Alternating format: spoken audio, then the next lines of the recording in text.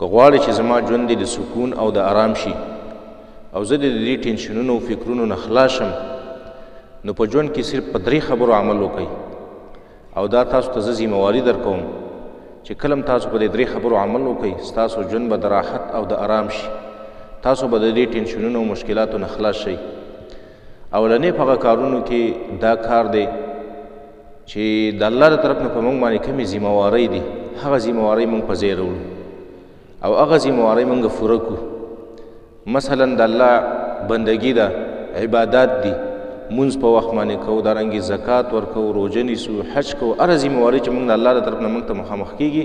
موږ هغه په خپل وخت باندې کوو. یو دا کار موږ او تاسو وکړو. دویم کار دا وکړو چې په ژوند کې د بل چا خبره په ځان باندې سورو نه. مثلا یو سړی دی په تا باندې یو ګټ درګزار کو او ته اوس وایې چې یاره دې سړي په ما باندې دا ګټ راټلی دی او دا به زه څه کوم او د ده سره به زه څه کوم، نو ته بیا د کړاو او د مشکل او د غم او د ټینشن نه نشي خلاصېدلی.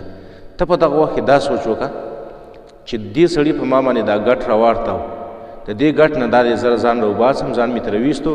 او د دې ګټ دفاع څه ما خپله خپه کېښودل او زه نور هم بره لاړم. دا سوچ به کې، نو تا دا زندگی به د آرام او د خوشحالۍ او د سکونی. درېیمه کار دا دی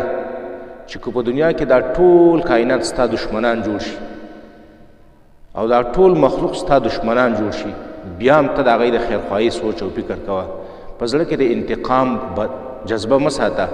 په زړه کې د بدل اخیستلو جذبه مه ساته. هر سړي چې ستا سره بدخواهي وکړله، ستا سره یې بد وکړل، ته د هغه د خیر او د هغه د خیرخواهي فکر کوه، هغه ته د خیر رسولو سوچ او فکر کوه. دا 3 کارونه چې موږ او تاسو کې پیدا شي، زه تاسو ته یقین سره وایم چې که د ټول دنیا د راحتونو او سکون راجمع شي، ستا د سکون او د راحت مقابله نشي